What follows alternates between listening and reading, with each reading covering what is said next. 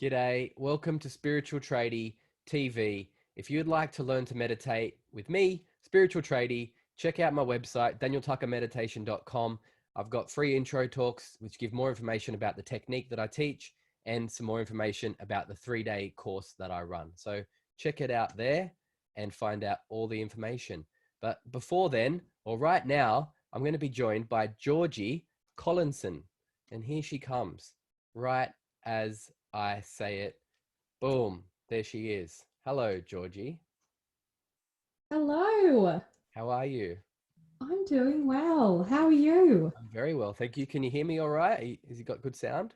Yeah, I can hear you well. Can you hear me well? Very well. It's great. Dan, it's so cool to meet you. You too. I was just saying, I'll just do a little intro before I let you in, and I didn't even know your last name because your last name isn't on the profile. So is it Collinson? Is that how I say it? Collinson, that's right. Collinson, lovely. And you are Georgie the Naturopath? Yep. On Insta? Yep. Yeah. Moved into helping people with anxiety as my main thing. Right. Beyond just general naturopathy. Mm-hmm. Yeah. And that's been something that's coming up a lot for me the last couple of days, this kind of sadness around anxiety. And I'm getting a bit distracted from the actual point of the podcast, which I want to find out about you, but I'll get into this first because it's coming up, right? So I'm going to guess that you're of the opinion as well that we should be able to treat ourselves in a way that is a holistic approach to anxiety, as opposed to a Western medical view of drown it in drugs and not treat the underlying cause, right? Well, that's when we try and push our anxiety away and numb it and just ignore it, which a lot of those drugs help us do. Mm-hmm. It gets bigger, it gets louder, and other systems in your body will start screaming out to you, if not the anxiety. So yes, I am of that belief. Yeah. And I just felt a general sense of sadness around it because all of the beauty of life we experience through our body, and to sort of say that because I'm having these undesirable feelings that my body's broken, or that I'm broken, or that, my body's not right. It just makes me feel like that we fundamentally don't understand ourselves as a collective. We don't understand what we are. And that if the body's telling us something, it might be a good idea to pay attention to that and not just to try to block it out. Yeah, absolutely. Like, this is anxiety as a signal from your body. It's a messenger. It's asking you to listen.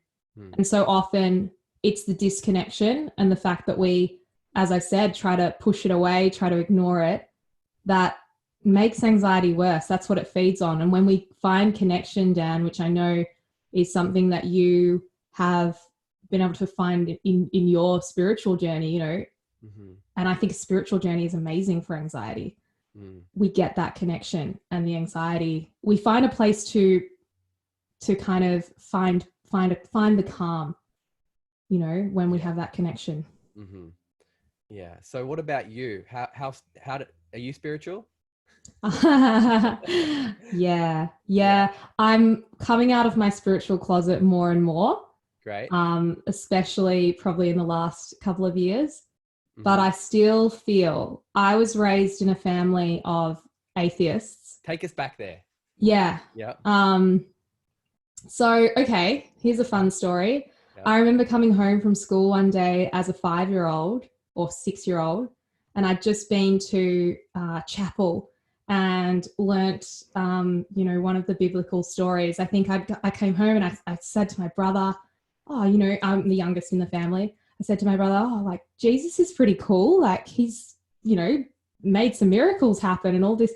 And my brother was just like, oh my God, you idiot. Do you actually believe that? Like, yeah, maybe Jesus was a real person, but like miracles and stuff, that's just magic. That's not real. Mm-hmm. And, it perpetuated this belief system in me.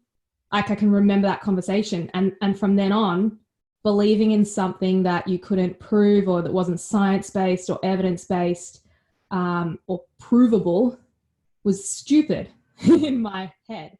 Yeah. So growing up, I had very much that sort of influence, and my brother was influenced by my dad, who had that belief system too. And I found as I reached my sort of later teen years and my early 20s, I really felt that disconnection from a belief system, and that sense of like there's no meaning in anything then. And I think as humans we yearn for that meaning, and we yearn for that connection back to source, back to the universe. And so I went on a mission to find it, basically, or like through my 20s. I was just like, I want to believe in this because it serves me to believe that something's on my side, or there's something looking out for me, or there's some things that we don't understand about this world, like that. And to be honest, I think it's stupid to just dismiss it altogether and say, well, it can't be, because who are we to know? Yeah. There's so many things that if you think about them, they're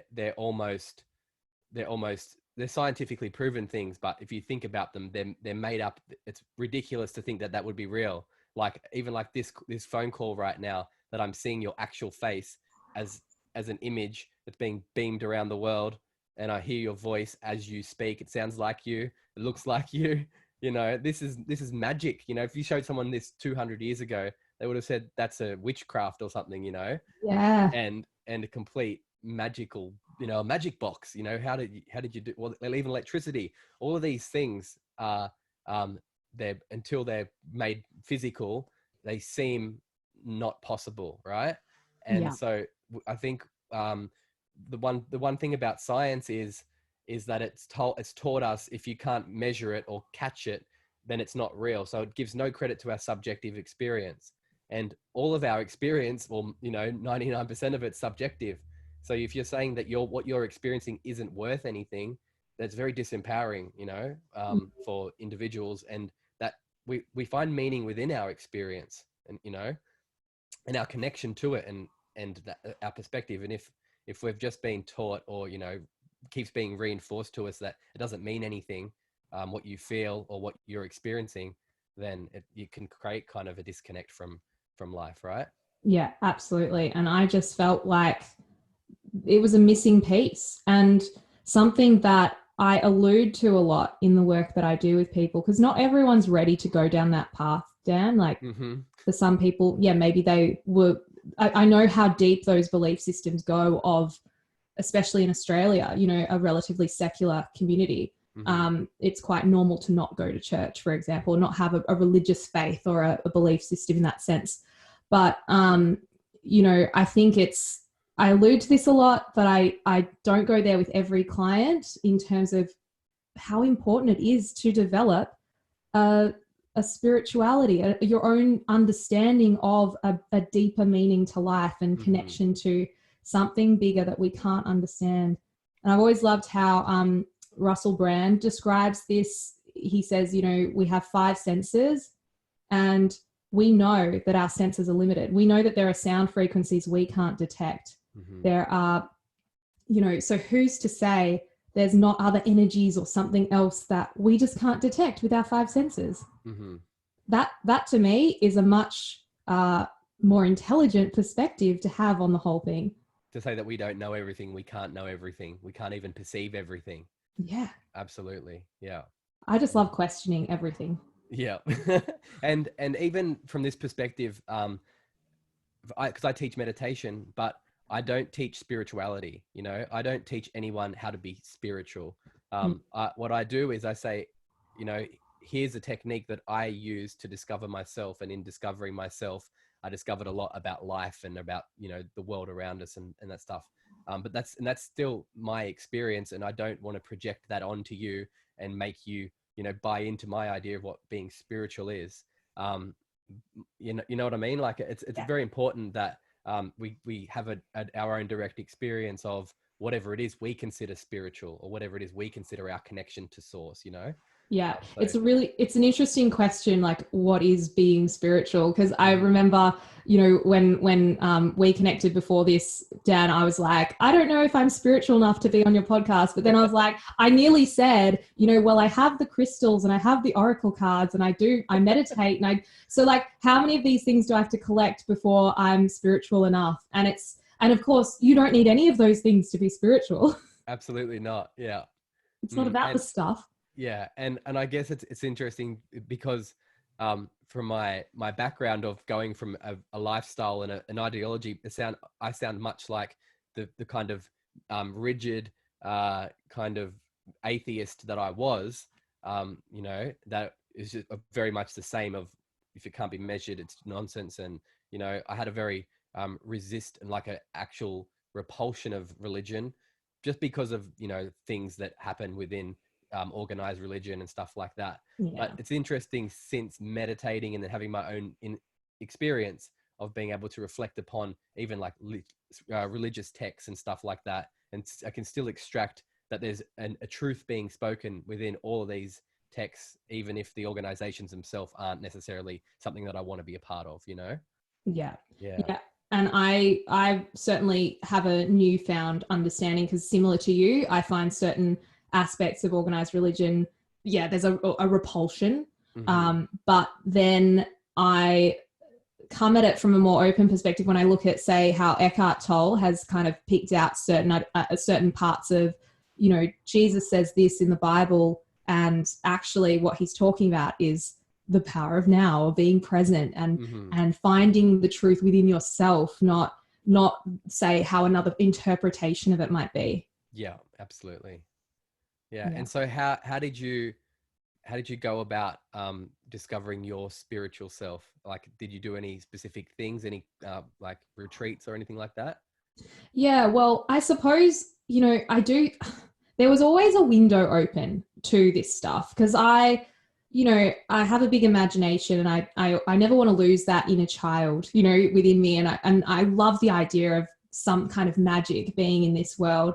And so when I was growing up, I did still have another aspect, like another influence of my grandmother was pretty into astrology, and my mom had these interesting stories about things that had happened to her, things that didn't make sense, things involving Ouija boards and, possibly my brother, who is, as I said, very, very non-believing in anything, very science-based. He possibly is a reincarnated ancient spirit or something like that. And there was that story that was kind of woven in through growing up as well. So I always had that appreciation and that creepy, oh, what if there's ghosts and things? So that door was open. And I suppose going through the process, gosh, how did I do it? I don't know. I found probably the biggest moment was finding this Reiki healer who kind of took me through. I remember her saying to me, like, visualize your higher self. You have this higher self, and it's she sort of said it was floating above me, and to visualize it. And we went through a sort of meditation. And until that point, I'd never connected to the idea that there is a higher self or any other version of me than the version that is, on my driver's license. Yes, exactly. Yeah. It's a very interesting concept to play with, right? Yeah. And so I think that was probably me starting to come to terms with this concept of there's another aspect of me that is my truer self. Or at least a more evolved version of you somewhere that's accessible as well, which is important to point out. Yeah. Beneath all of the conditioning. Yeah. And that if you're paying attention, you can have a relationship to it. Yes. Yeah. And to be honest, that whole journey, I mean, if you want to hear this story, I do. Probably, I think my, awakening of sorts. As I said, I always liked meditation. I always liked having a sense of, maybe like psychics and things fascinate me. Is it real? I don't know. Who knows? Like, but it's fascinating. I love to question it. I love to explore that, and tarot and all that. But when I was 23 on my 25th birthday, my grandmother had just passed away, and her passing away was obviously a big loss, and something that gave me this real sense of I really related to her life in many ways, because she lived her life in the theater. She was a actress and a singer, and she was a big performer and really had that vivacious spirit. And I think the timing of her life caged her in a little bit in terms of the generation she lived in. Probably, didn't have that time to explore, multiple relationships and all of those things that I imagine. I get the impression from stories I know of her past that made her feel caged in. And I, at the time, was feeling that. I was in a relationship that I'd been in for 6 years, since I was 19, something that I wasn't, it was a nice relationship. There were no problems with it, but I felt that restless feeling, and I was living with this guy, and he was lovely. But there was something restless in me, and I ended up going on a trip to Bali with a friend of mine. And on this trip, basically, I went through a phase of 5 years of not drinking alcohol and being quite restrictive with food and diet. That's how I got into naturopathy and nutrition. I was trying to find my happiness in controlling what I ate, which of course is not the path I would recommend. It's a big trend though right now. Yeah. It's a huge trend at the moment. Yeah, you'll find your happiness in in the right salad. Diet. I honestly believe that's because people realize how little they have control over. So the one thing that they can actually have a lot of control over, they take it, right? Yeah. Oh, it definitely comes back to control. And, especially those prone to anxiety, we're just seeking control in whatever way that we can. And so, yeah, for me, that was one of those things, but it wasn't making me happy. It wasn't making me less anxious. I love weaving nutrition into supporting your body, but not to the extent where you're feeling restricted and you're feeling like you're following all these rules, and you can't go out to that, to see your friend because, oh, well, I don't know if I can eat stuff at that place. And, those kind of, where it starts to interfere with the joy of food, Yeah. So going back to my story, I was I'd worked my way into a restless place. And I suppose when my grandmother passed, I felt that I didn't want her story repeating for me, in the sense of, and I can see, as being born in this age and this time, we can travel, we can, date different people, we can explore different relationships and connections, and we can have adventures. And I just had this urge to soak up all that life had. And I was with my friend in Bali, and it doesn't sound like the best path to this, but I went out and had 3 really big nights in a row drinking alcohol. And for me at the time, that was like, as I said, I hadn't really been drinking alcohol for 5 years, because I thought that was what I had to do to be the healthiest I could be. And of course, these days I'm more about moderation, balance, weaving it all in, having some freedom. But yeah, and I had so much fun, and I just felt this whole other part of me awaken, and this freedom. I'd let go of that restriction that I'd given myself, and I just felt this. I just remember this moment of, it felt like there was a boy I met, and he was asking me to get on his motorbike with him, and I was like, I just felt like something within me screamed out to me, yes. And I'd never heard my intuition so clearly before. It was like, Georgie, take it, like, pick the fruit. Life is here for you. Come and enjoy it, and stop holding yourself back. And that was a real turning point for me. And it led me to realizing I probably needed to be on my own for a little bit and explore the world. And so ended that relationship and went traveling and had some incredible adventures. And through that experience, that was terrifying, letting go of that relationship, because I still loved him. But it was me saying, okay, universe, like, let's see if I can trust you. Let's see if you'll catch me if I take this risk. And it did. So just to clarify, your spiritual practice was a 3-day bender?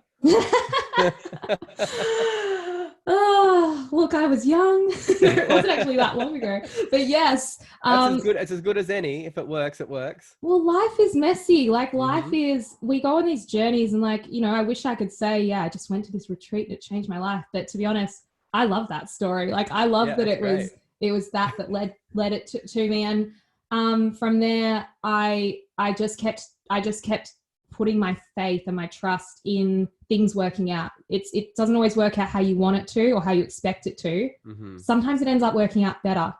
And that kept being proven to me again and again that I was okay. Oh yeah, I took that risk and this amazing thing happened. I took that risk and that wonderful opportunity opened up for me, and really developed that connection to my intuition. And over some time, I started writing to myself, to my what I call my inner voice, asking questions, getting yes or no answers, and following that guidance as best as I can.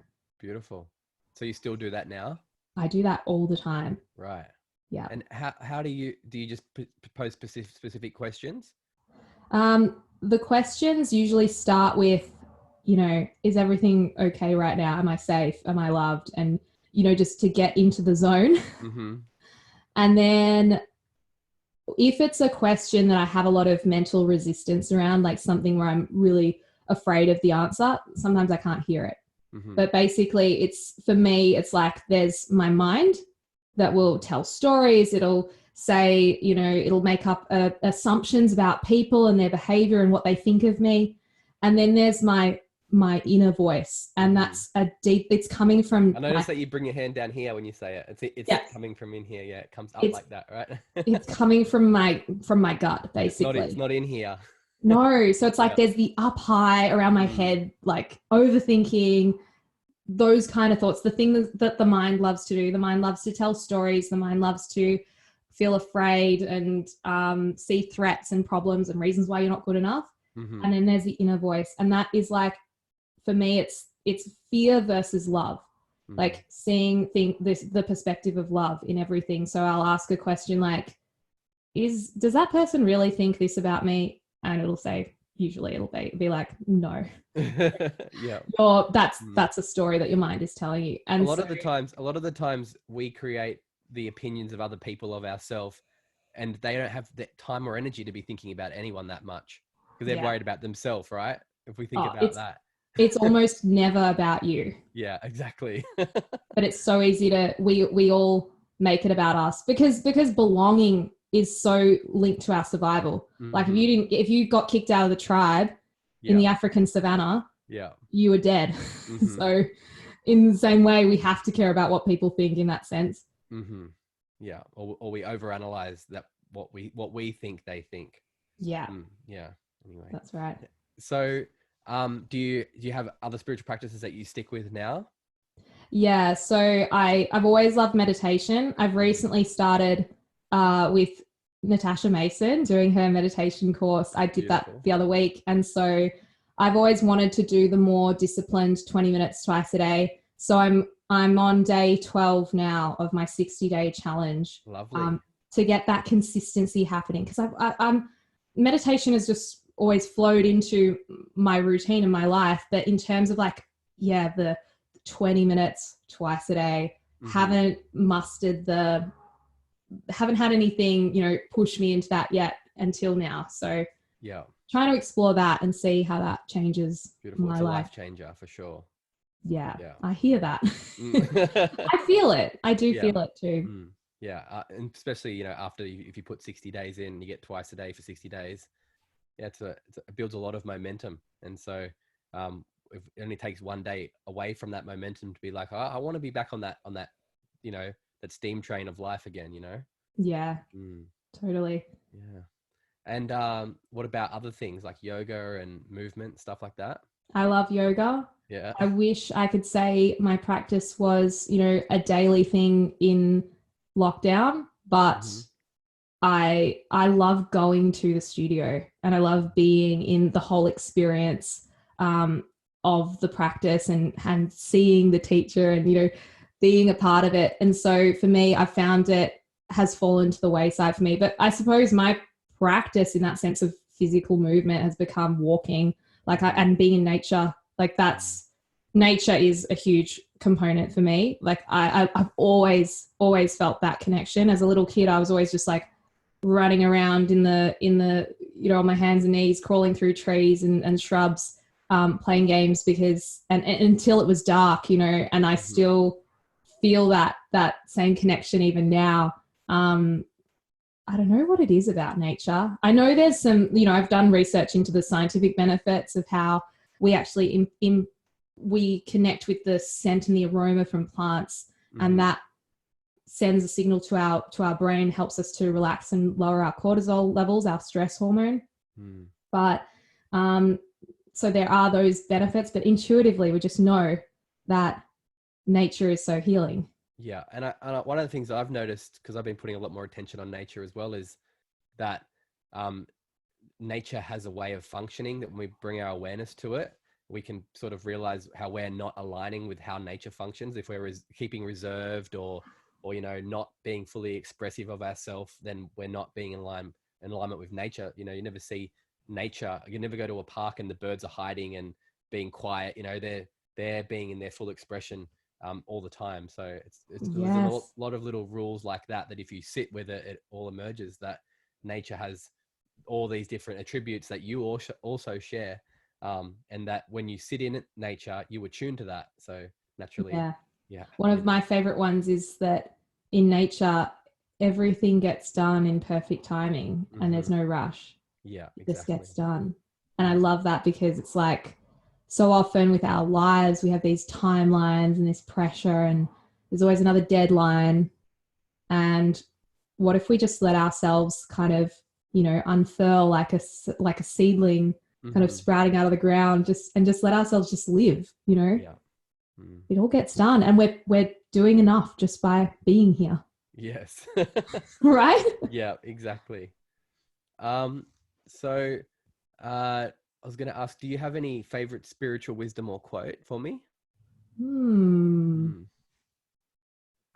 What would that be? Eckhart is like popping up in my mind, but I'm trying to think of like something he's actually said that I love the most. Oh, what would it be? Oh, I know. Okay, so there's this book that I love. Well, I have a love-hate relationship with this book. Does it tell you truth that you don't want to hear? Yes. Yeah, right.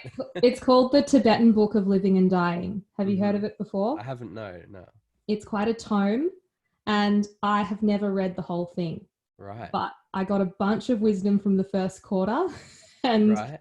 I read it when I was like 21, and those pages, and I've tried recently to pick it up again because it keeps kind of calling to me, and it's so hard to get through. It's basically the whole concept of this book is that you should be meditating on death every day of your life. Life is a preparation for the moment of death. And I honestly, as 21, that was pretty heavy for me. Yeah, right. It's that Tibetan wisdom, and it is wise. But it's interesting. I'm pretty sure the Dalai Lama said you should never contemplate death. Anyway, maybe I was wrong about that, but I'm sure someone said you shouldn't contemplate death because if you do, then it's not far from you or something like that. Oh, yeah. That's like law of attraction. You'll make it happen. Kind of, yeah. Well, I think the point of the book is more to no longer fear death. And it all, like, that all depends on our understanding of what death is, doesn't it? Which I'm working on shifting my understanding, because I'd love to not feel any fear about death. But the quote is something along the lines of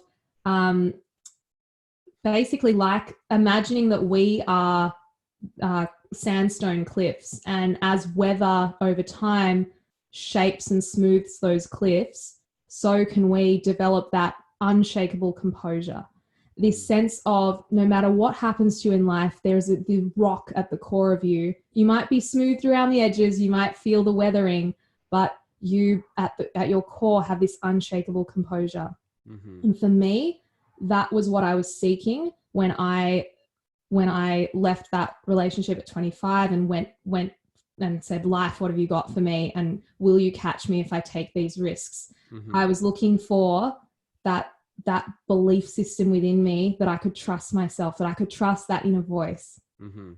And I'm always working on that, always working on being able to trust what it's saying.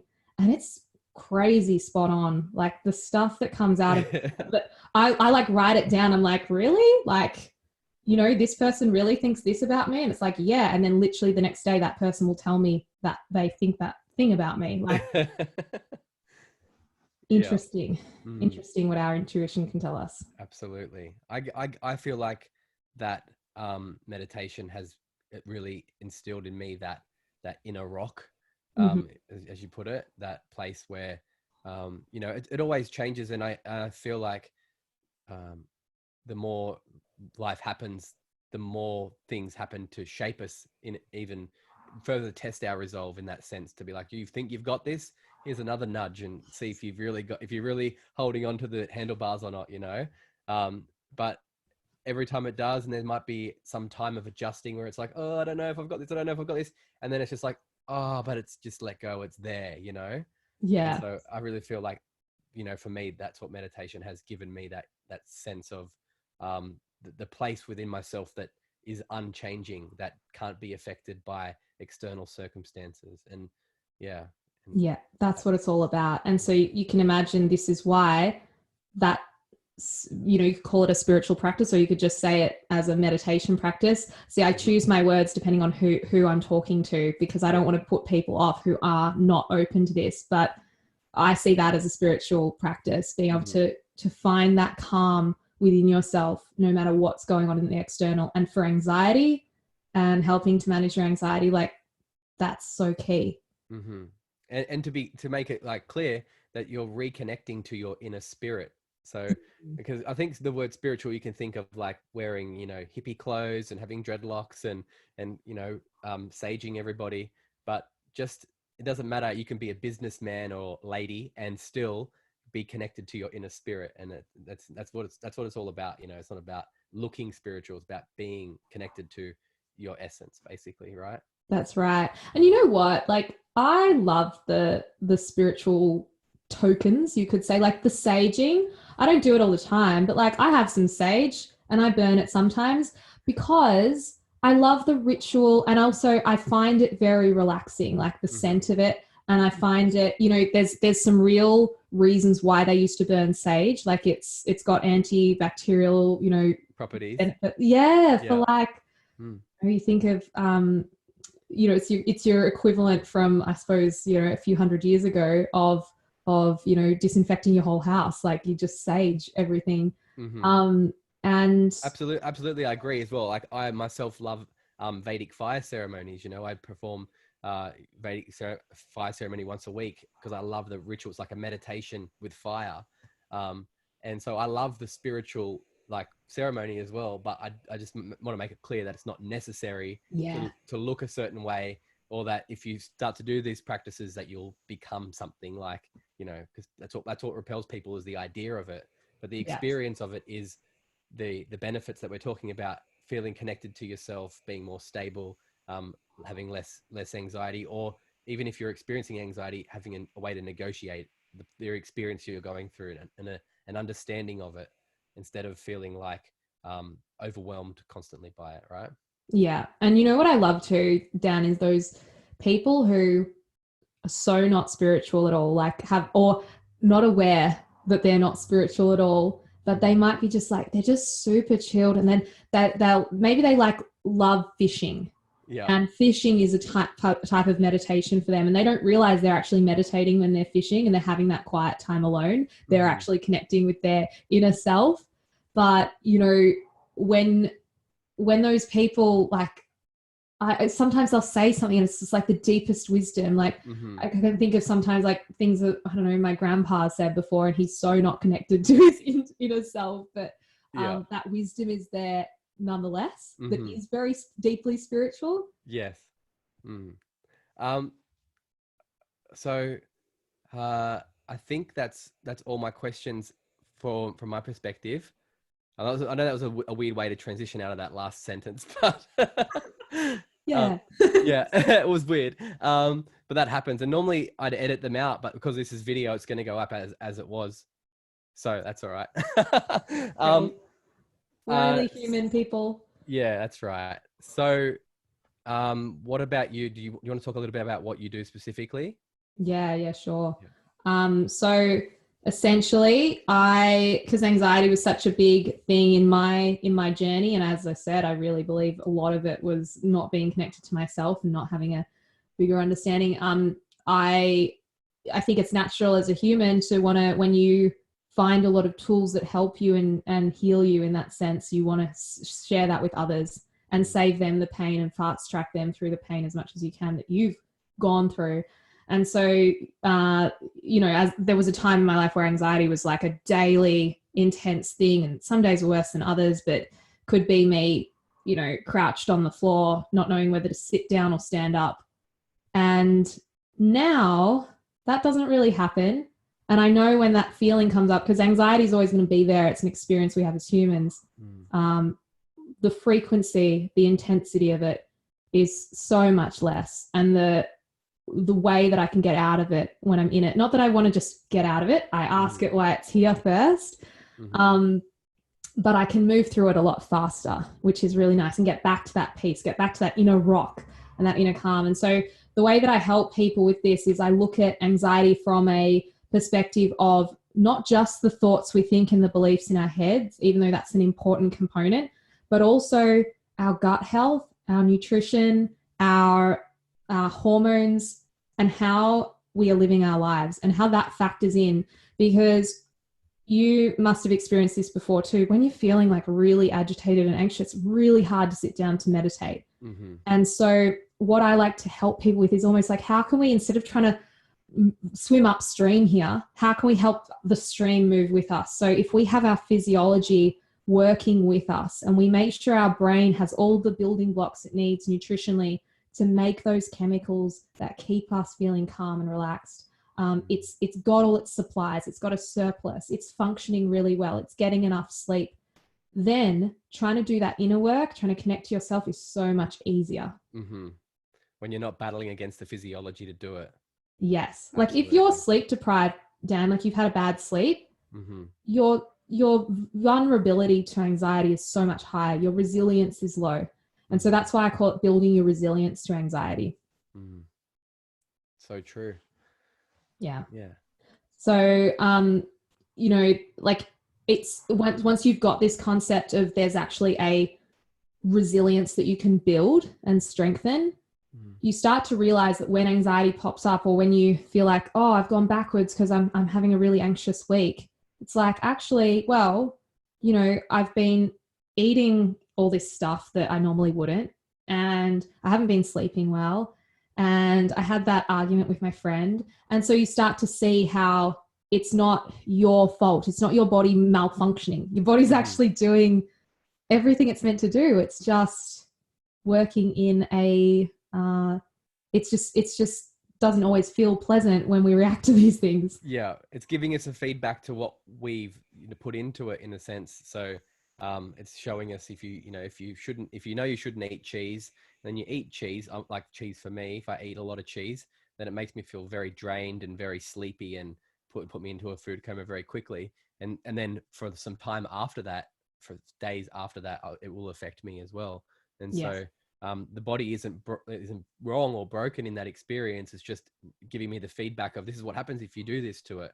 And it might feel like we're being punished in our experience, but if we can pay attention to what we're going through and pay attention to what we're also doing, then we can sort of start to resolve the underlying causes. And that's right. And I love I'm not sure if you're familiar with the UK author Matt Haig, but he has this quote where he describes anxiety as, he says, these days I see it more as instead of an illness, it's like an injury that flares up when I'm not looking after myself.